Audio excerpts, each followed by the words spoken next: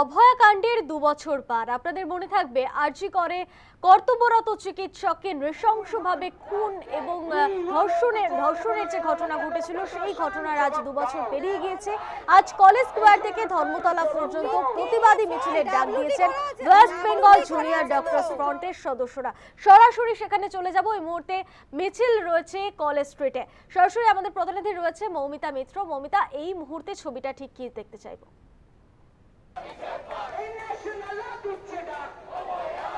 দেখো, 2024 সালের 9ই আগস্টের যে ঘটনা, সেই ঘটনার স্মৃতি কিন্তু আমাদের কাছে এখনো টাটকা। আরজিকর হাসপাতালে কর্তব্যরত তরুণী চিকিৎসকের যে ধর্ষণ এবং খুনের ঘটনা, যা গোটা দেশকে তোলপাড় করে দিয়েছিল, গোটা দেশ উত্তাল হয়ে উঠেছিল তার পরবর্তীতে সেই প্রতিবাদী আন্দোলনে। তারপর পেরিয়ে গিয়েছে 2 বছর।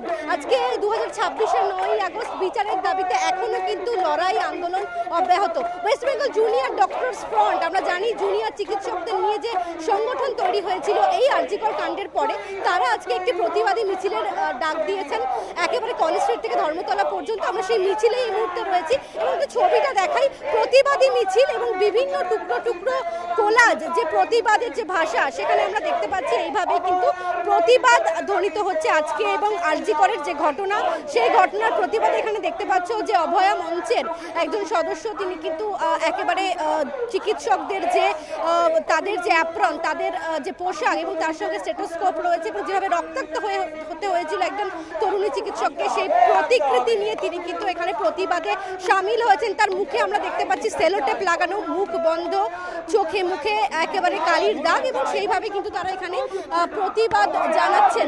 এবং এখানে অবশ্যই জুনিয়র চিকিৎসকরা রয়েছেন, সিনিয়র ডাক্তাররা রয়েছেন। আমরা একটু কথা বলবো প্রত্যেকের সঙ্গেই। এবং এভাবেই আজকে 2 বছরের পরেও এইভাবে কিন্তু এখনো আন্দোলন, প্রতিবাদ সেটা কিন্তু অব্যাহত রয়েছে। জুনিয়র চিকিৎসক থেকে শুরু করে সিনিয়র ডাক্তার, তারা প্রত্যেকেই কিন্তু এখানে সামিল হয়েছেন আন্দোলনে। আমরা একটু কথা বলবো, আমাদের সঙ্গে ডক্টর মানুষ কুন্টা রয়েছেন। স্যার, একটু কথা বলবো, লাইভে রয়েছে এই মুহূর্তে। 2 বছর পেরিয়ে গেল, বিচারের দাবিতে এখনো প্রতিবাদী মিছিল করতে হচ্ছে, কিছু কি বদলালো 2 বছর? দেখুন, এটাতে যেমন আমাদের হতাশা আছে, তেমনই আমাদের ক্রোধ এবং রাগ আছে। তার কারণ এরকম একটা নৃশংস নারকীয় হত্যাকাণ্ড এর আগে আমাদের স্মরণকালের মধ্যে নেই। 2 বছর আগে ঠিক এরকমই 9ই আগস্টের একটা দিনে গোটা শহর, গোটা রাজ্য, গোটা দেশ কিন্তু রাস্তায় নেমে এসেছিল এবং তদন্ত করছিল আমার 140 কোটি দেশের সর্বোচ্চ তদন্তকারী সংস্থা সিবিআই। তাদের কাছ থেকে আমাদের অনেক প্রত্যাশা ছিল, কিন্তু সত্যি কথা বলতে এই 2 বছর কেটে গেল, এখনো পর্যন্ত তাদের সাফল্য বলতে একটাই, সেটা হচ্ছে ওই সঞ্জয় রায়ের অ্যারেস্ট। বাদবাকি যারা ছিল, সিবিআই সাপ্লিমেন্টারি চার্জশিট দিতে পারেনি, যাদেরকে অ্যারেস্ট করেছিল এই আরজিকরের প্রিন্সিপাল, টালা থানার ওসি, তারা জামিন পেয়ে গেছে। এবং যারা প্রত্যক্ষ বা পরোক্ষভাবে যারা এই নৃশংস হত্যাকাণ্ডের সঙ্গে জড়িত ছিল, তারা চিহ্নিত হয়নি। যারা তথ্য প্রমাণ লোপাট করেছিল, তারা চিহ্নিত হয়নি।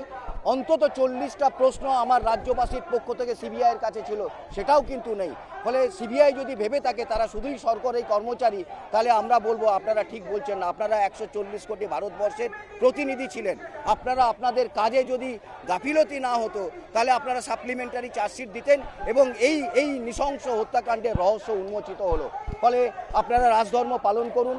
আমাদেরকে আবার আপনারা পারলে এই রাজপথে বিচার না পাওয়ার জন্য, ন্যায় বিচার না পাওয়ার জন্য রাজপথে নামতে বাধ্য করলেন। কেউ ইচ্ছে করে রাজপথে নামে না এবং নতুনভাবে তদন্ত শুরু হয়েছে। ফলে এই যে সরকার এসছে, নতুন সরকার, আমরা তাদের কাছে বলবো, আগের সরকার তথ্য প্রমাণ লোপাট করেছিল, অপরাধীদের আড়াল করেছিল। এই সরকারের কাছ থেকে এখনও কিন্তু আমাদের প্রত্যাশা আছে যে ন্যায় বিচারের তদন্ত দ্রুত গতিতে চলবে।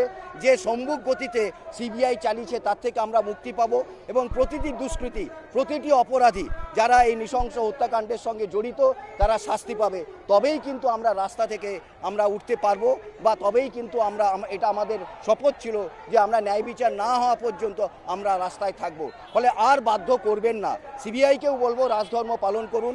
নতুন সরকারের কাছেও আমাদের প্রত্যাশা থাকবে যে অনেক সময় গেছে, আর সময় নয়, 2 বছর একটা বিরাট সময়। আপনারা দ্রুততার সঙ্গে এই বন্ধ করুন, তদন্ত শেষ করুন, শেষ করে প্রতিটি অপরাধীকে চিহ্নিত করুন, তাদের সর্বোচ্চ শাস্তি দেওয়ার ব্যবস্থা করুন।